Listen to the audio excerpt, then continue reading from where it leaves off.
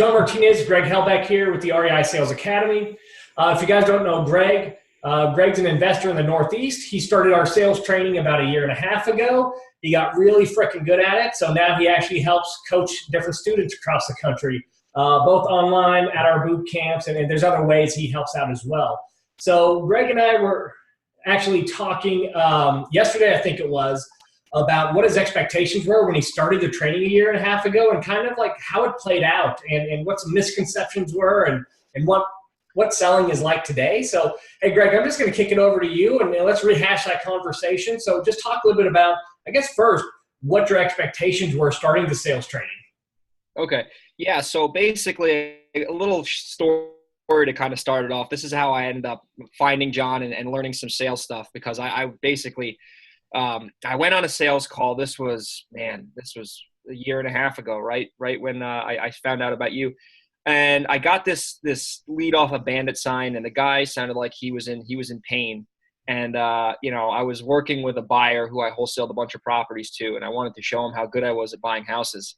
So I convinced the guy. I was like, "Hey, Frank, listen, I got this really hot appointment in Pearl River. Just come with me." And he was kind of into some sales training too, so I wanted to show him that I was like really good at buying houses. So I thought, and I said, "Listen, man, just come with me. Come on, meet me at the guy's house. You could just shadow me and watch me buy this thing, and then I'll wholesale it right to you. You know what I mean? I'll get it at a price. I'll mark it up $15K, give it right to you, and everyone makes money. Everyone's happy." So I end up going to his house, and this guy, like I said, on the phone, he seemed really hot, ready to go, pre-foreclosure, the whole show. And I'm just like all excited in my car. I'm like, "Oh, Frank, I can't wait to buy this." I'm like, "Watch this." And then before we went in the house, Frank was telling me he's a home investors guy. So he said, "Listen, you got to tell the people that you're buying at a discount. So whatever you do, you don't to expect that you're paying retail." So I was like, "Okay, cool. I'm going to use that." So I go into this guy's house, knock on his door. The guy answers. It's like 1:00 in the afternoon. He's in his pajama pants. He doesn't look very happy that I'm there. I go through the house. I have no sales process. There's no advance agreements. There's no outline. I'm just kind of shooting from the hip. And I'm just thinking to myself, man, this is going to be tougher than I thought. So the guy won't talk to me. He won't open up. I have no idea how to build rapport. There is zero structure in this entire appointment. And we're walking around his house. We're in upstairs, downstairs. I'm walking around. The guy doesn't even want to look at me. He's in a bad mood. And then I just started following Frank's advice, and I just kept telling him, and he told me about going negative too. So he said, act less interested and tell him you buy at a discount. So I'm going through his house. All of a sudden, I keep telling him, "Hey, listen, man, I don't even know if we can buy this. We're buying at a discount. I don't think this is going to work. We're not paying you full market value. We're not paying you retail. We're going to have to buy this at a discount." I literally told the guy I am going to be buying his house at a discount like 16 times. By the time it was awful. By the time I got to the presentation, he was so upset with me, and Frank was like trying not to laugh. We sit down at the kitchen table. I kid you not. I got my folder. I got my comps. I got my contract ready to go. I got the Velocity House Buyers, proof of funds, everything. And the guy won't even sit. So I sit down at his table. The guy's standing up like this, and he's like looking down at me. And I looked up at him, and I'm like, "Is it over?" And he's like, "Get out of my house right now." And he kicked me and Frank out. Went back to my car with Frank, and I was so embarrassed, and I was like, "Frank, I'm so sorry, man. Like, that was horrible. Like, I don't even know what's going on. I had no idea what I was doing." And he's like, "Don't sweat it, man. You're only 21. I've been in sales for 10 years.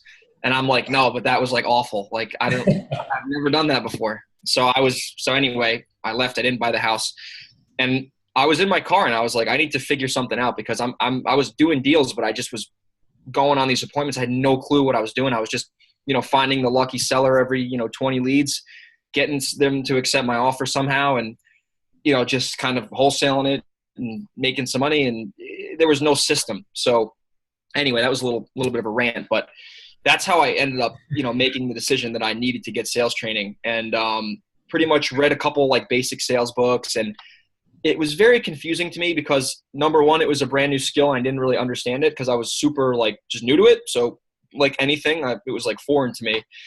And then he gave me his little home investors manual on how to buy houses, and I was reading it, and it was talking about like pendulums and going negative, and I didn't really know what was going on. And, you know, kind of read through that, and I kind of understood like a couple basic things, just general concepts.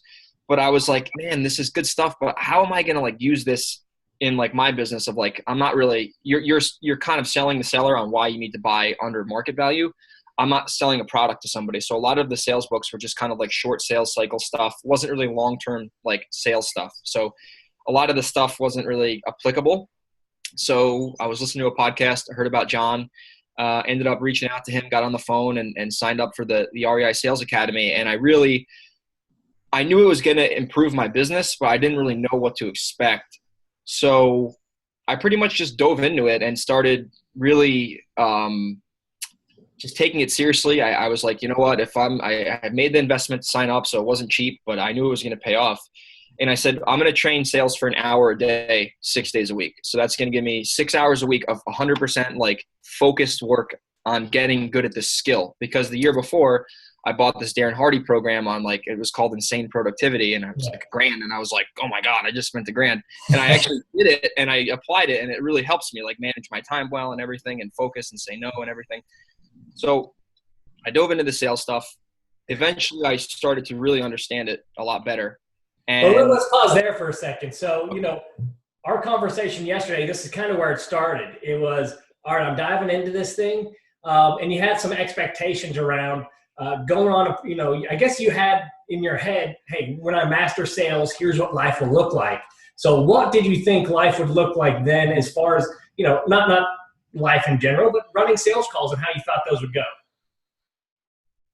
Sure. So I thought when I originally got the sales training that every time I was meeting with a seller, I was buying their house and I was going to make $50,000 on every deal. So say I go on 7 appointments, I was going to close 7 for 7. It's going to be $70K in revenue a week. And I was going to have the Rolls Royce in the garage and, you know, the Bentley out in California. So I thought I was going to close every deal. That like, I thought if I went to a seller's house, like I was going to close every single person, no matter what they called me. I was going to be able to manipulate pain and all of a sudden get them to accept these crazy offers. So what happened was I started to understand sales, and I worked more closely with you with Voxers and phone calls and everything. And, you know, I was buying more houses and I was in more control of the conversations, but like, it was kind of weird because I would go to some houses and I would like do the sales process correctly. Like I would do an advanced agreement. I would start to get into pain and I understood the stuff and it was starting to become like unconscious competent. So like I wasn't having to like think about what questions to ask. I knew where they had to be in order to like do business with them. And I wasn't like buying all the houses that I expected. Like my expectations were, if you go on 7 appointments, you buy 7 houses. And I was maybe buying like 2, 3, 4. And, you know, before sales training, it was probably going to be like 0 or 1 because you have those neutral prospects that you can convert. I was a little like kind of frustrated. Like it wasn't the training, but like it was kind of my own expectations. And it was just kind of weird. Like I was like, wow, like I'm not buying every single house. And now when you and I spoke yesterday or 2 days ago, we were on the phone and I was telling you, I was like, yeah, like now, like being in the training for a year and a half and really having this dialed in, and I still train sales an hour a day. Like now that, you know, I just keep compounding it. I just, you know, either breaking a sales call down or listening to something or, you know, whatever. Like I just, an hour a day of sales, 6 days a week. It's very easy to do. You break it up throughout the day.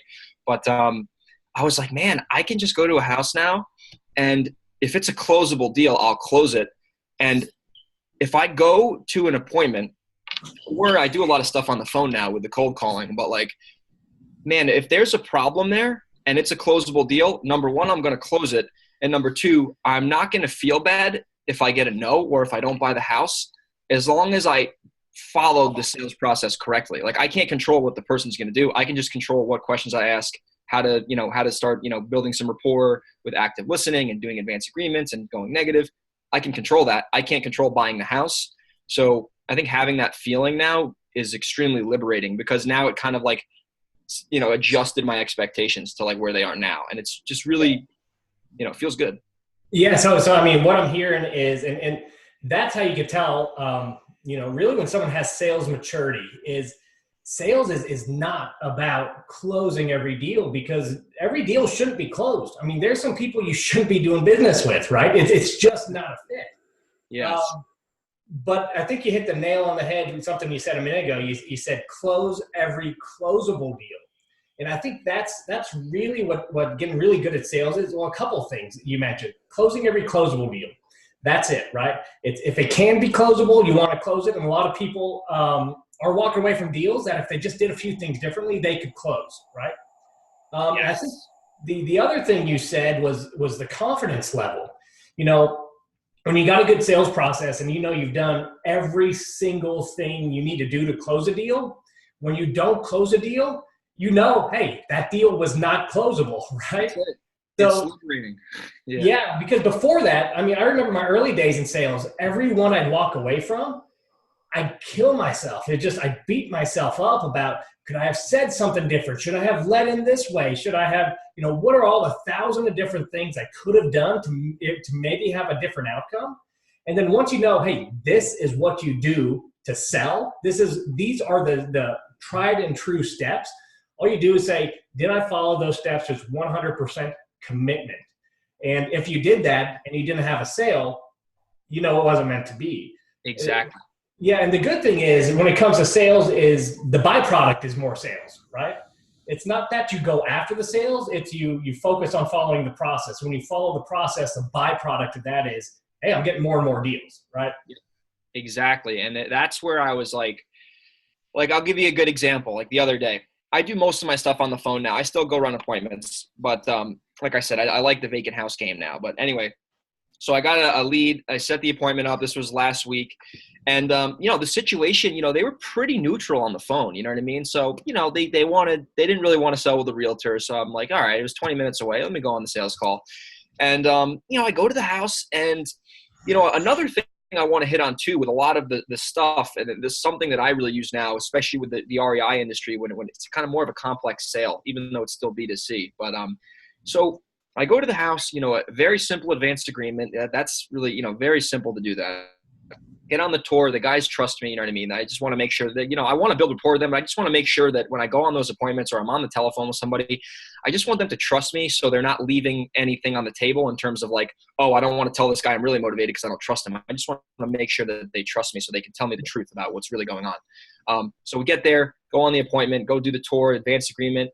We sit on the couch, I come up with a problem right away. I get them to tell me how it's impacting them. You know what I mean? I ask a couple impact questions. I didn't have to do really much.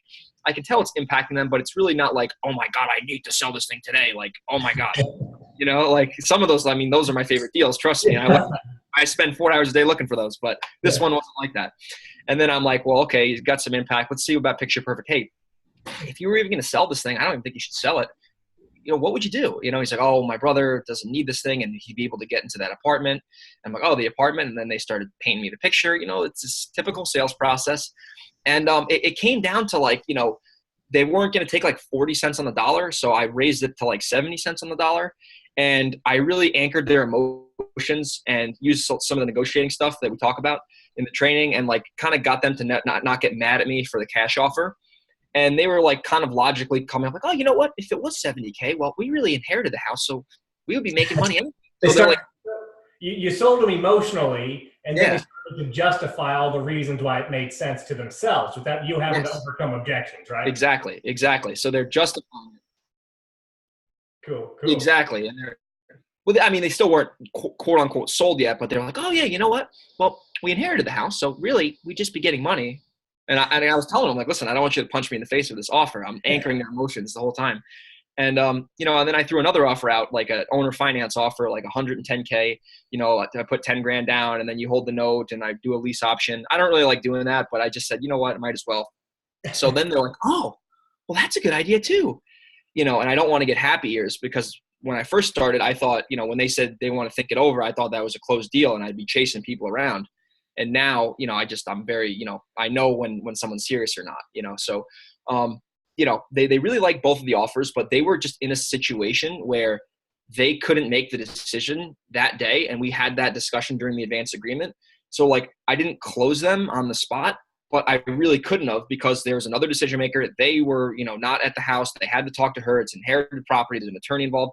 So it's just one of those deals that, I'm going to have to follow up with and close them if they're closable. But either way, I got to the truth of that sales call came out with pain, gave them 2 offers, and they couldn't have, like, I couldn't have done a deal with them at the house. They just couldn't have done that. So before I kind of made that mindset shift of like, okay, I'm going to close every closable deal, I would have walked out of that appointment being like, oh my God, I'm so stupid.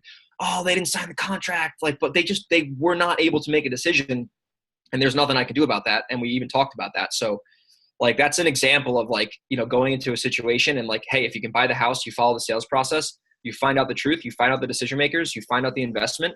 There were some deal killers there. I mean, there's a realtor, but they really don't want to use her. So like, just kind of going into calls with that mindset, especially on the follow-up, because I didn't put any pressure on them, and like, they liked me, they trusted me. So like, that follow-up is going to be way easier to get them to respond to me, opposed to like jamming offers down their throats. You know what I mean? Yeah, I think that's the other, big takeaway is sometimes you can't close everything. I go and I train in a lot of markets, and some markets you can't close it at the table, right? Some is a follow-up process. And Absolutely. when you follow the right sales process, it makes that follow-up process so freaking effective and easy and simple, and they're happy to take your call.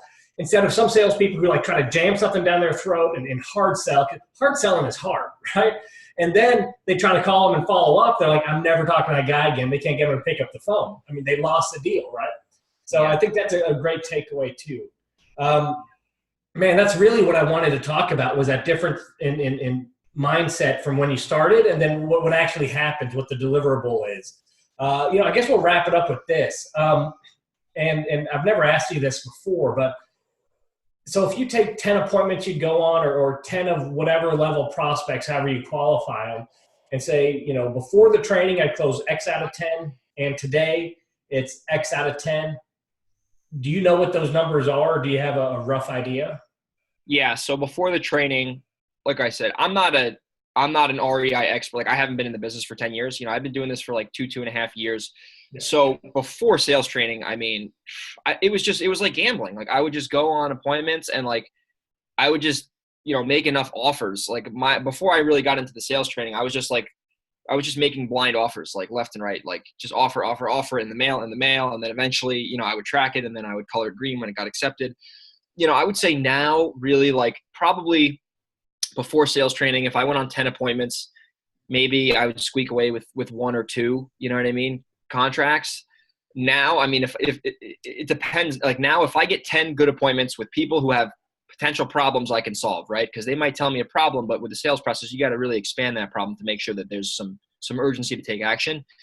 And I would say now, I mean, as long as they're qualified leads and they're closable deals, oh man, I would say out of 3 to 4 to 5, I would say. So definitely shooting up the conversion rate. I mean, because I'll know, like, out of the 10, like 2 will be laydowns.